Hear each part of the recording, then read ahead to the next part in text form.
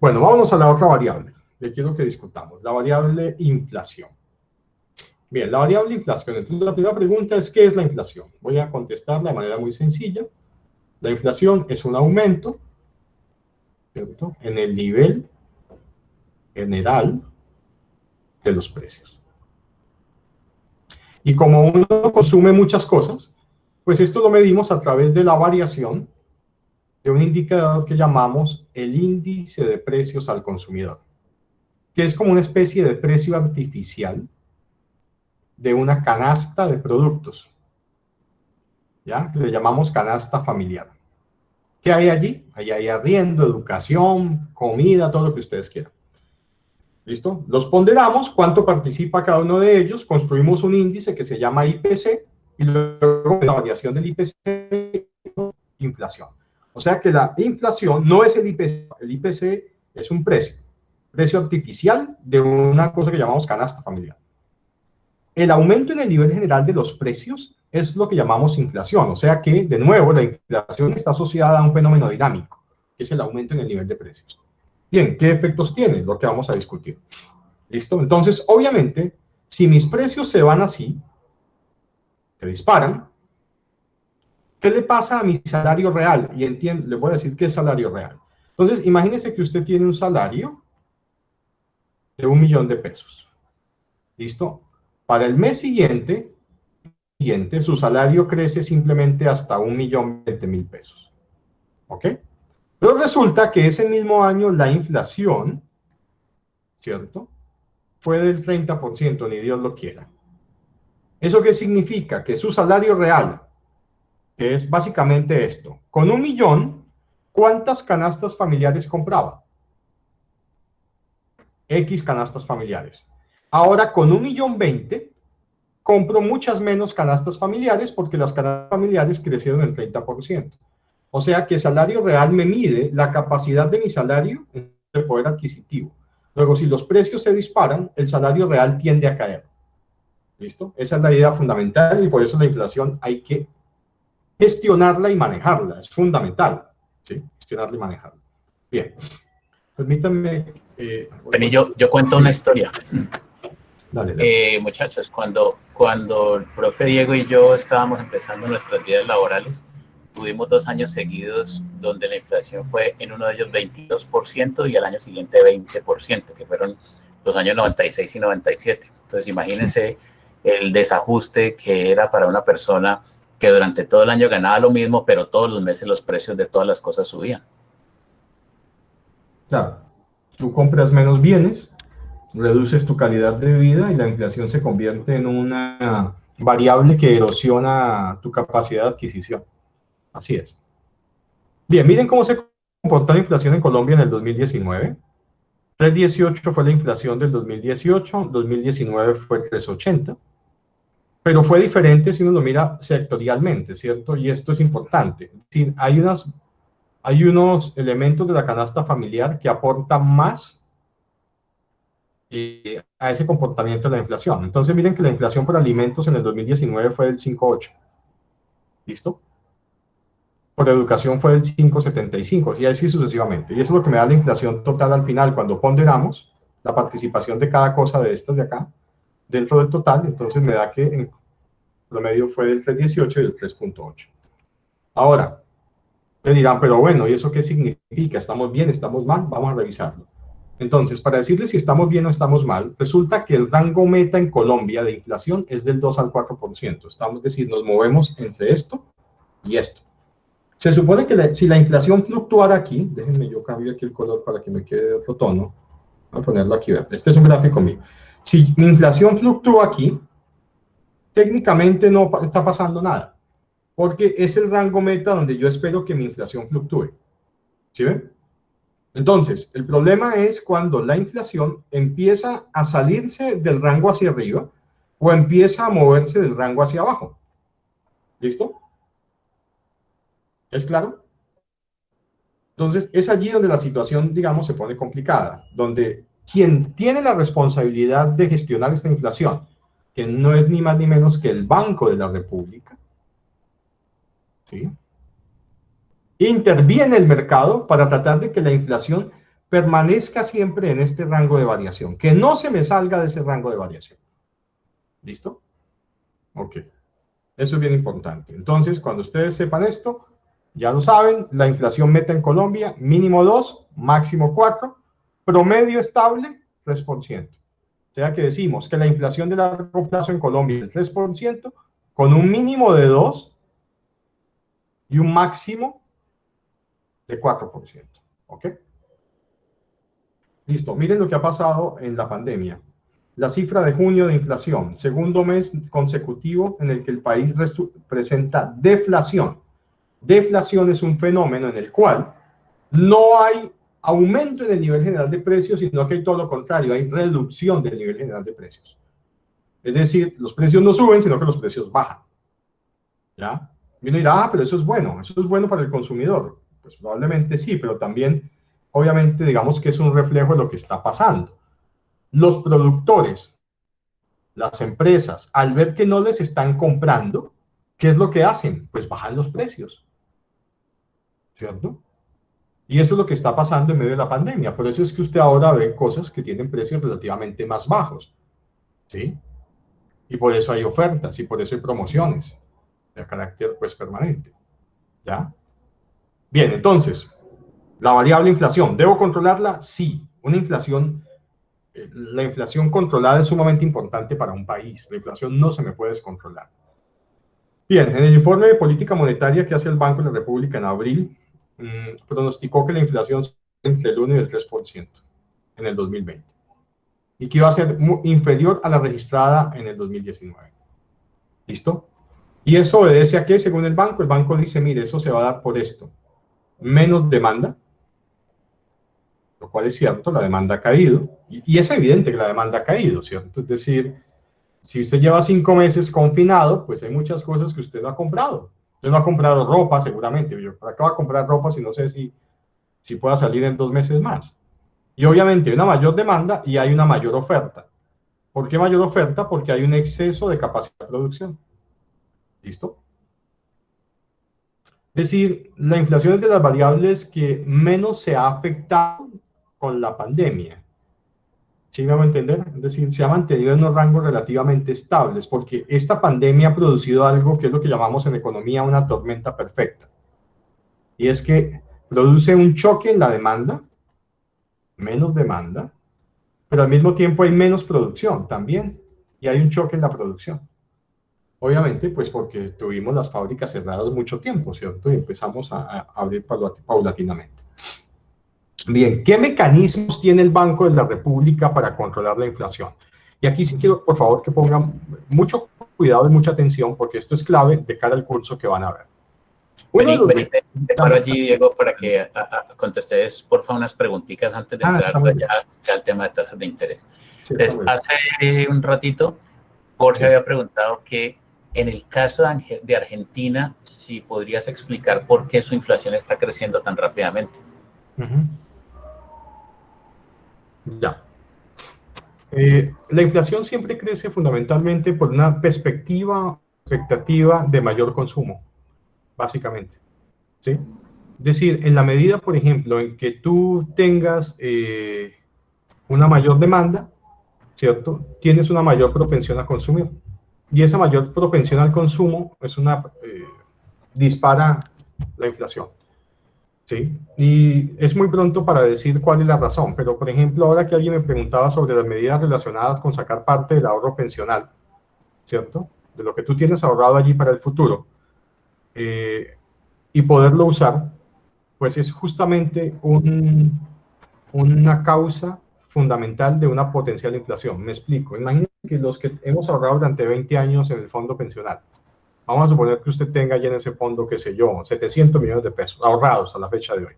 Esa plata es suya, pero la puede usar solamente cuando se pensiona.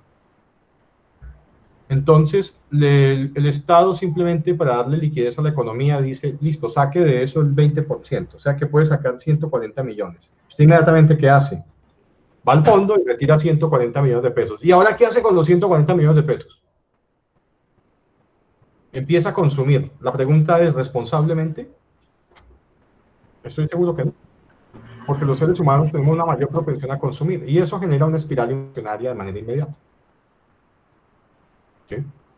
En relación con eso hay otra pregunta, y es que si la inflación está relacionada con la cantidad de billetes que están en circulación.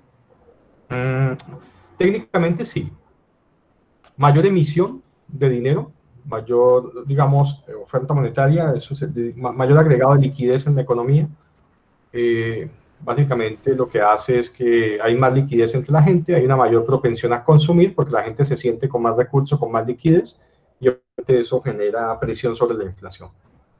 Mire, yo para eso tengo un ejemplo muy cierto. Ustedes recuerdan, aquí en Cali hay un almacén que se llama Home Center, ¿cierto? Como hay en muchas ciudades del país, ¿lo conocen? ¿Qué es Home Center? Una ferretería, ¿sí o no? Home Center es eso, allá que consigue uno materiales de construcción y algunas que otras cositas.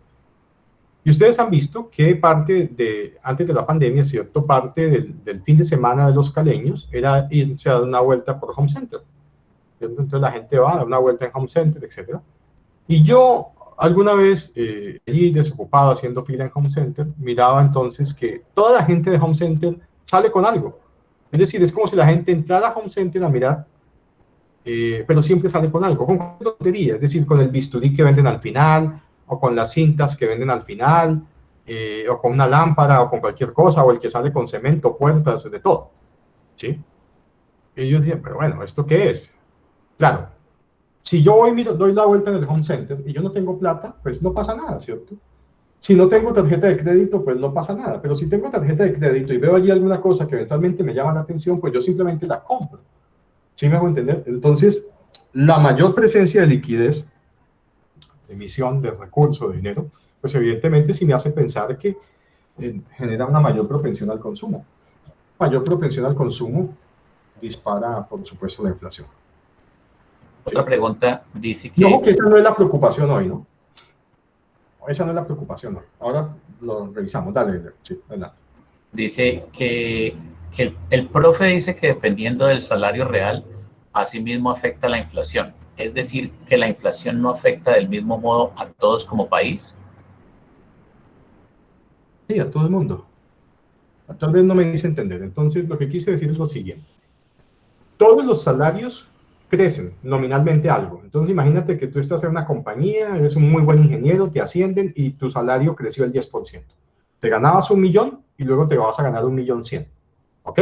O sea que tu nivel de vida debería mejorar. Está claro. Pero si la inflación ese año fue del 20%, tu salario real no creció. ¿Sí? Y permítame, yo hago aquí la cuenta porque su salario real no creció, ¿cierto? Es decir, no está creciendo. Déjenme de pronto aquí de poner una nueva diapositiva, aquí la podemos hacer. Listo, entonces, miren. Entonces yo estoy diciendo, si tu salario en cero era 1.000.000, te ascendieron, creció el 10%, tu salario en 1 llegó a 1.1 millones. ¿Sí o no? Entonces, con este salario, tú aquí comprabas, vamos a suponer que comprabas 10 canastas familiares. ¿Sí? ¿Qué es una canasta familiar? No sé, un producto allí sintético, lo que tú quieras, pero con 1.000.000 te alcanzaba para 10. Resulta que la inflación, que es el 20%. O sea, esto es una barbaridad, ¿cierto? Luego, ¿cuántas canastas compras acá? ¿Sí? O sea que ahora, la canasta familiar, que antes costaba 100, ya no cuesta 100, ¿cierto? Ahora, ¿cuánto cuesta la canasta familiar? Cuesta 120. 120. ¿Ok? O sea que el número de canastas familiares que yo puedo comprar va a ser igual a 1.1 millones, que es mi salario nuevo, pero ahora sobre 120. O sea que en cuánto creció mi capacidad de adquisición. Si yo antes compraba 10, ahora compro más o menos de 10. No, claramente. O sea, si me entendieron eso, no es, digamos, lo que quise decir. La inflación nos afecta a todos, porque la inflación lo que hace es que me resta capacidad de adquisición. Totalmente. ¿Sí? Listo. Bien, listo. ¿Qué otra pregunta? Hace poco salió una noticia de que Colombia vendió 2/3 de su reserva de oro. ¿Esto qué impacto genera sobre la economía colombiana? En la práctica, ninguno. Ninguno. Por ahora, ninguno. Realmente, el tema de las reservas de oro es más especulación de las noticias. básicamente, ¿qué es lo que pasa? Es decir, los países, el oro, como lo vemos los inversionistas, es un refugio de inversión. Simplemente, digamos, yo invierto en oro, pero si vendo mi oro, ¿qué hago con el oro? Pues lo invierto en activos financieros, ¿sí me hago entender? Es decir, lo invierto en bienes o en activos financieros que producen riqueza, ¿sí? Es como si yo hiciera un cambio de posición, no significa nada diferente a eso. ¿Ya está? De hecho, esa idea de que cuando uno emite un billete tiene un respaldo en oro, eso ya no existe, ¿sí? Las reservas de los países lo que menos tienen es oro. Lo que más tienen son activos financieros o unos instrumentos financieros que se compran de diferentes países en el mundo, ¿sí? O sea que básicamente lo que se hizo allí fue tomar parte de las reservas para generarle un poco más de liquidez al seguramente para que realice algunas de las cosas que va a realizar, ¿cierto? Para tratar de volver a dinamizar la economía. Ese es el problema que se nos viene ahora fundamentalmente. Listo, gracias. ¿Vale? Bueno, entonces vámonos acá.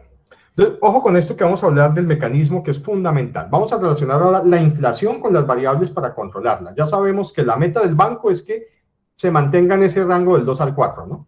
Entonces, vámonos para acá. Primer mecanismo. Entonces, vamos a poner esto. Mire, cuando la inflación proyectada está por debajo del rango.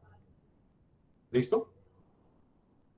¿Qué hace el banco? O sea, acuérdense del rango, no pierdan de vista el rango. El rango es 2% a 4%. Entonces, la expectativa es que la inflación está por debajo del 2. ¿Vale?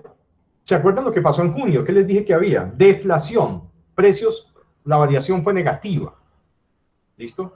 Y miren qué se supone que debería hacer el banco. El banco debe reducir sus tasas de intervención. Esta tasa se llama tasa de política monetaria. Es la tasa de referencia fundamental. El Banco de la República, digamos que lo que hace es que le da liquidez a los bancos para que a su vez los bancos le presten a la gente. Entonces, si el banco reduce las tasas de intervención, deberían caer las tasas de interés en el mercado. ¿Y esto para qué se hace? ¿Sí? Entendiendo la tasa de interés como que la tasa de interés es el precio por el uso del dinero, ¿cierto? O sea que es un indicador económico fundamental porque básicamente cuando un banco me presta plata a mí, yo lo que hago es que con esa plata consumo, invierto, hago algo. Entonces, miren, el banco reduce la tasa a la cual le da liquidez a la economía. Y eso debe reflejarse en una caída de las tasas del mercado. ¿Para hacer qué? ¿Cuál es el objetivo? Miren, objetivo fundamental, aumentar la demanda, ¿cierto? Aumentar la demanda. ¿Qué está pasando en este momento? Pandemia, saliendo de la pandemia o en plena pandemia, como quieran verlo. Tengo deflación, estoy del rango hacia acá. El Estado, el banco que debería hacer, reducir la tasa de intervención. Las tasas de mercado deben caer buscando que la gente demande más. O sea, que usted vaya y se endeude. ¿Con qué objetivo? Con el objetivo de que usted genere mayor demanda y esa demanda contribuya a mayores ventas y a mayor crecimiento.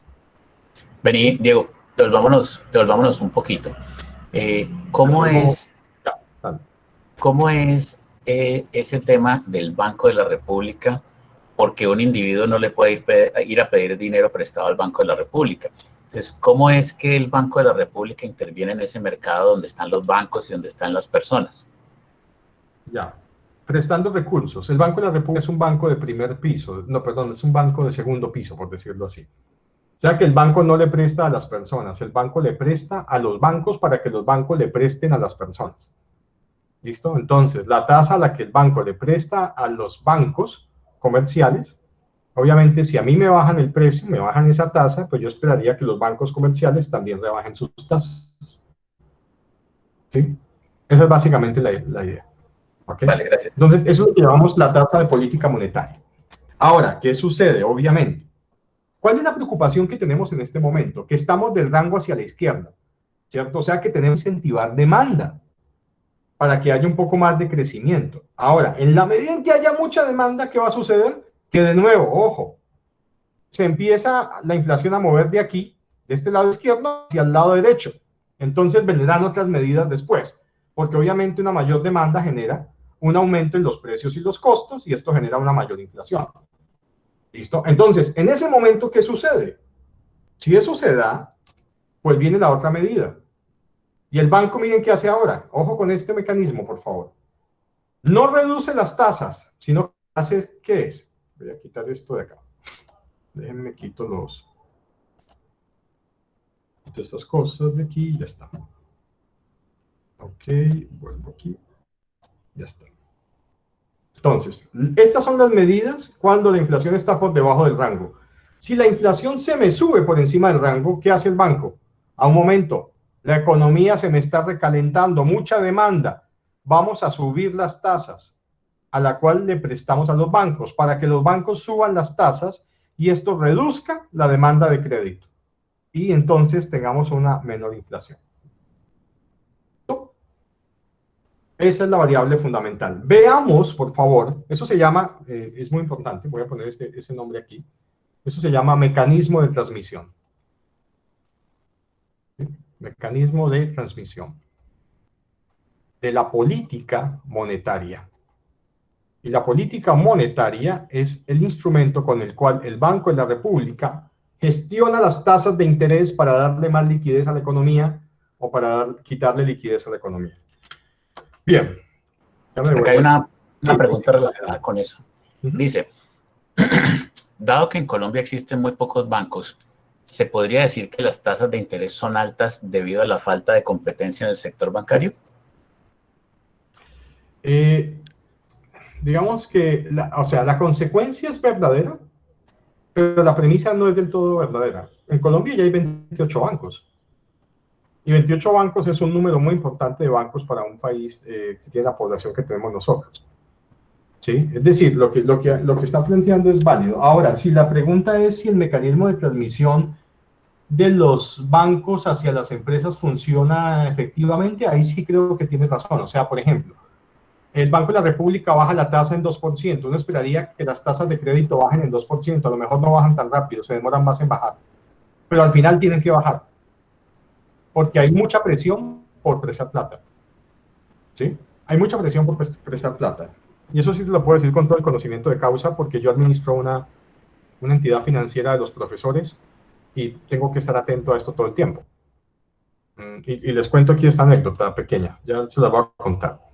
Ayer en la junta directiva que tuvimos nosotros allí en el fondo de los profesores, tomamos una decisión de una nueva línea de crédito para vehículo.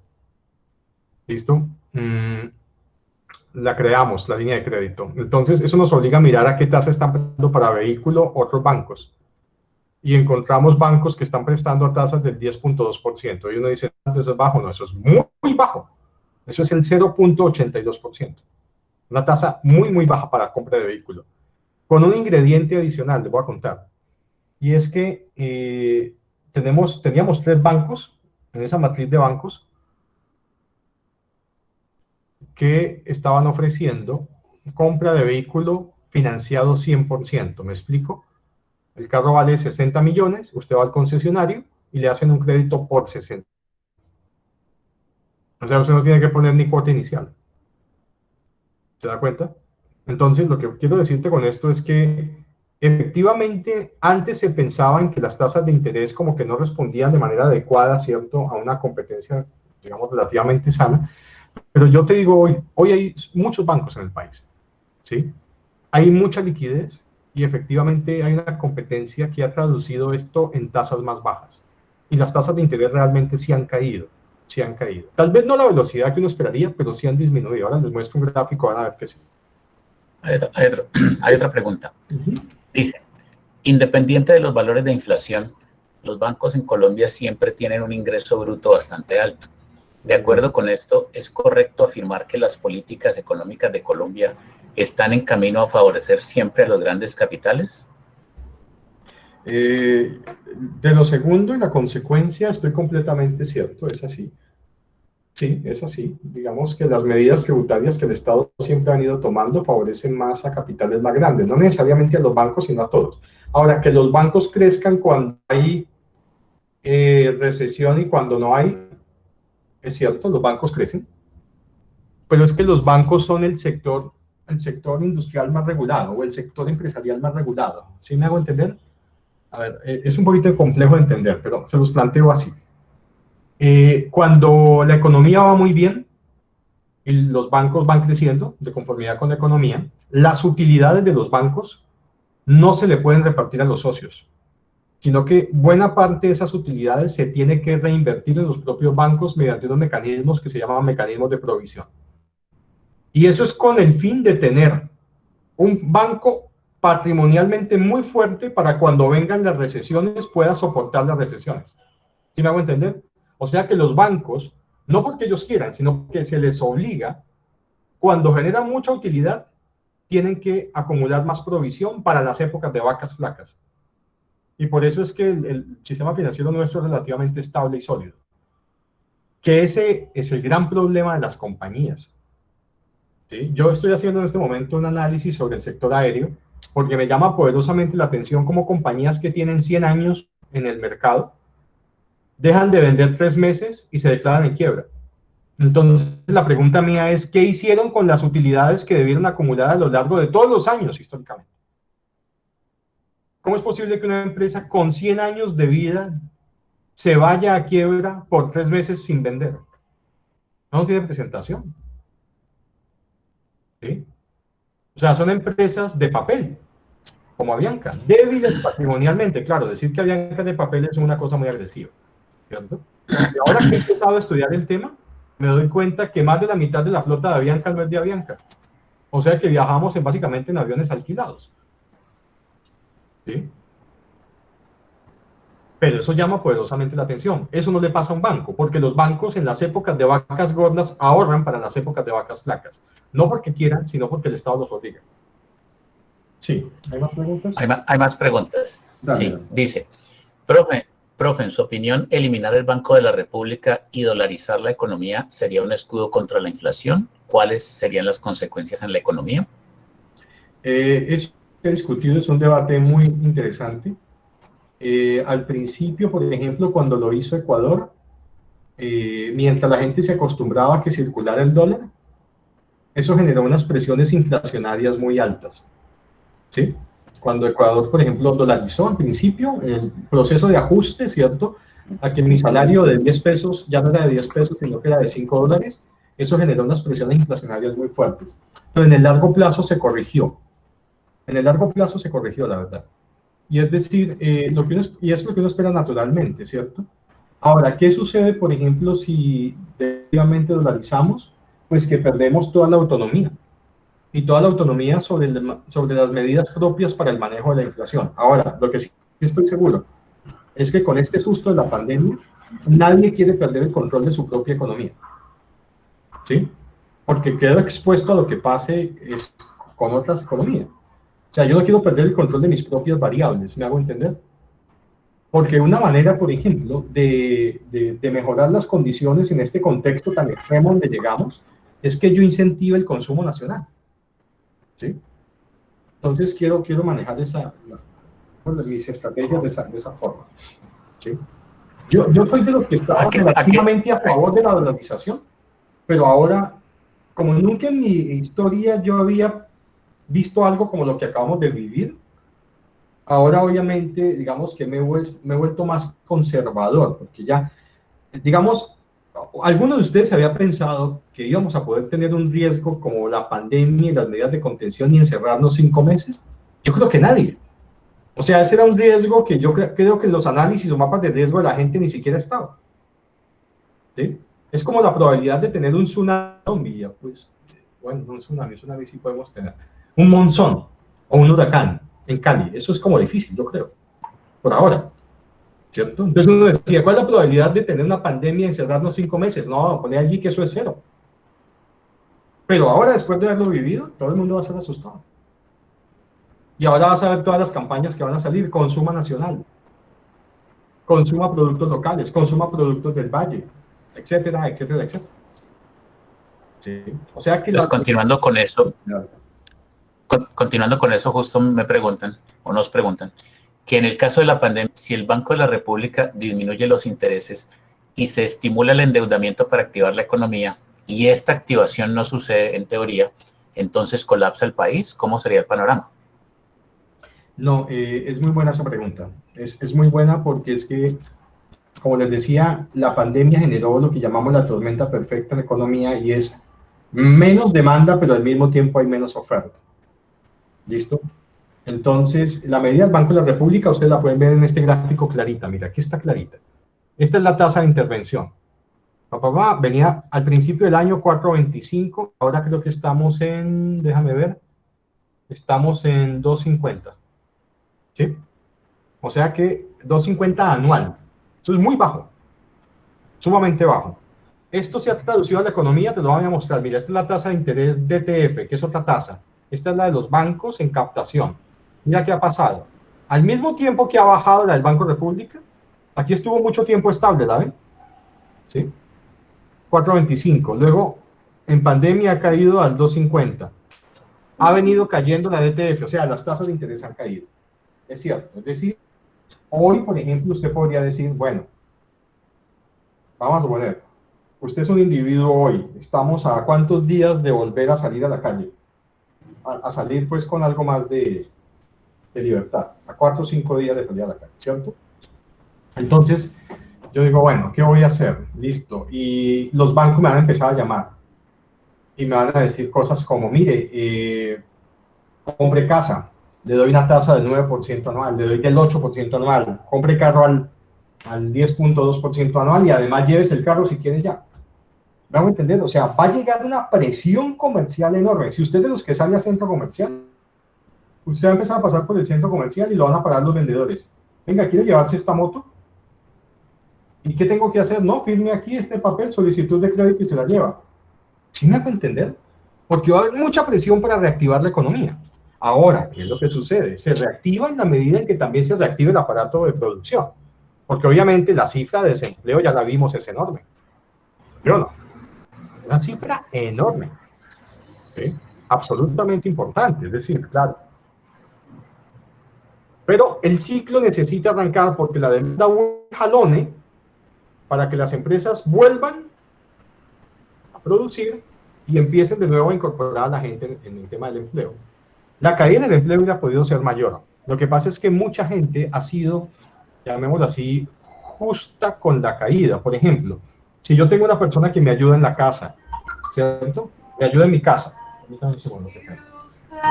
Esa persona me ayuda en la casa, entonces la decisión, por ejemplo, que tomamos en mi casa es, le vamos a seguir pagando el salario, así no venga durante estos 5 meses. O sea que ese ingreso a ella no se le cayó, ¿sí? Y muchas empresas, lo sé, han venido haciendo eso, les han conservado el salario a las personas 2, 3, 4 meses. Otras a los 4 meses han tenido que decir, yo le rebajo el 30% del salario y se lo vuelvo a subir cuando volvamos a vender. ¿Sí me hago entender? Es decir, todo el mundo como que se ha puesto en la lógica de, vamos a evitar que la caída sea tan grande, ¿sí? Entonces, lo que va a venir a partir de ahora, a partir del 1 de septiembre, con esta medida pues que ya se tomó de empezar a abrir, es que la gente va a empezar a consumir. La gente va a empezar a moverse, te lo aseguro. Es decir, vas a ver los restaurantes de Ginebra llenos los fines de semana. ¿Sí? La gente desesperada, me incluyo yo, va a empezar a salir a los pueblos a copar los hoteles, copar las fincas, etcétera, y volver a generar consumo. ¿Sí? O sea, la economía se va a reactivar. ¿Sí? Se va a reactivar. Y ese ciclo necesitamos, o sea, no creo que vayamos hacia el tema del colapso, no. Definitivamente no. Ahora, un motor grande de ese desarrollo va a ser el propio Estado, que va a tener que impulsar obras, hacer gasto público importante para compensar la caída en los empleos que se perdieron en el sector privado. ¿Sí? Ahí viene, digamos, una apuesta fuerte del Estado. Bien, no sé qué otra pregunta. ¿A qué se debe que maneje tasas de intereses bancarios tan altas respecto a países de la región? ¿Quién? No entendí otra vez, perdóname, no te escuché. ¿A qué se debe que Colombia maneje tasas de intereses bancarios tan altas respecto a países de la región? Básicamente tiene que ver con nuestra estructura de costo-gasto y con nuestra estructura de inflación. Sin embargo, si tú lo miras en el histórico, hoy estamos teniendo las tasas de interés más bajas de la historia. ¿Sí? Más bajas de la historia. O sea, eso, digamos, a usted debería generarle una expectativa de pronto por un mayor consumo, ¿sí?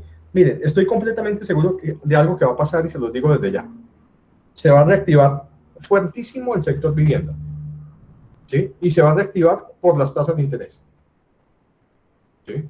Y ese es uno de los sectores que al Estado más le importan que se mueva porque genera mucho empleo, la construcción. Entonces, lo que va a pasar es que con estas tasas de interés del DTF al 2.7%, si a usted antes le prestaban en vivienda, diga usted al DTF más 5, ahora le están prestando a 2.7 más 5, le están prestando 8% efectivo anual para vivienda. Esa tasa no la he visto nunca en mi vida, ¿sí? O sea que la gente va a decir hoy, hombre, yo voy a comprar un apartamento, si puedo, lo compro, ¿sí? O sea, las tasas de interés pueden ser altas frente a otros países de la región, digamos por sus estructuras de inflación, etcétera, pero las tasas de interés en Colombia hoy son más bajas que en toda la historia. En toda la historia, lo puedo asegurar. Listo. Dale. ¿Ya? Sí, gracias. Vale. Entonces les decía, ¿cuál ha sido la estrategia del banco en periodo de pandemia? Aquí está clarita, ¿cierto? La estrategia del banco ha sido, miren, reducir la tasa. Esa reducción de tasa, ¿dónde se ha visto? Se ha visto aquí, miren, han caído las tasas de interés. Y ya sabemos, una pregunta que les podría hacer el profesor es, ok, ¿por qué el Banco de la República ha reducido las tasas de interés? Ah, un momento, porque quiere generarle más liquidez a la economía a través de la reducción de las tasas de interés de crédito para que se genere una mayor demanda en la economía. ¿Es claro eso? O sea que el banco lo que está buscando hoy es que haya mayor dinámica económica, mayor demanda. No está preocupado en este momento por la inflación porque está muy por debajo del rango. Lo que está buscando es que haya mayor demanda, mayor consumo, mayor crecimiento. ¿Listo? Esa es la medida correcta en este momento porque necesitamos reactivar la demanda. ¿Ok? Pregunta.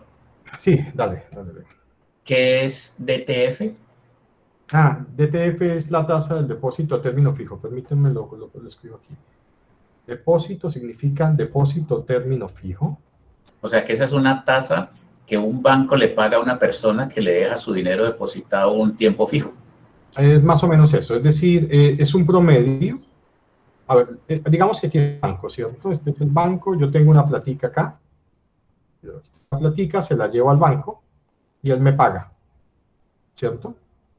Y entonces, esta operación de invertir, llevar y abrir un título, un CDT en un banco, etcétera, la hacemos con el banco y el banco me paga una tasa.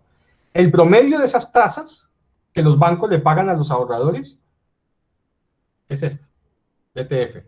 O sea que esto es una tasa que me está mostrando en promedio cuánto están pagando los bancos a los ahorradores, ¿sí? Entonces, estas tasas han caído significativamente, ¿ok? Ahora, dice, pero es que si el banco le paga a este señor el DTF es porque el banco la necesita, que está en el otro lado. Ese es un sujeto que está en el otro lado que necesita plata. El banco le presta, pero el banco le va a prestar a DTF más X puntos. O sea que el banco lo que hace es que se queda con ¿cuánto? Presta DTF más X y paga DTF. O sea que el banco se queda con X. Eso se llama margen de intermediación. Que tal vez es lo que me quisieron preguntar ahora, que el margen de intermediación en Colombia es alto. Sí, es alto.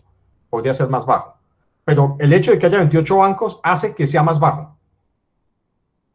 ¿Sí? Es decir, que haya más competencia. Entonces, la DTF es una referencia del mercado para pensar que es el promedio de captación en un plazo de captaciones a 90 días. O sea que se usa como una tasa de referencia del mercado. ¿Ok? Bien, ¿hay más preguntas allí? ¿Puedo seguir? No hay más preguntas por ahora, dale. Vale, listo. Entonces, ya resumiendo el tema de la inflación, ¿por qué es importante tener la inflación baja y estable sobre todo? Básicamente aquí hago algún análisis de eso. Mire, inflación baja promueve el uso eficiente de los recursos productivos. Una inflación baja disminuye la incertidumbre y da más certeza sobre el rendimiento futuro de las inversiones. Eso es válido. Una inflación baja incentiva la inversión. Una inflación baja evita redistribuciones arbitrarias del ingreso. ¿Sí? Porque generalmente la inflación se convierte en el impuesto de las personas más humildes y más pobres. Porque obviamente son las que tienen menores salarios, son las que más se les afecta su capacidad de adquisición. O sea que el Banco de la República tiene como propósito mantener la inflación bajo control y, ojo, que sea estable, que no esté dando grandes saltos en el tiempo. No que yo tenga una inflación hoy del 2% y el próximo año sea del 40%. No puede ser así. La inflación tiene que estar controlada, estable en el tiempo.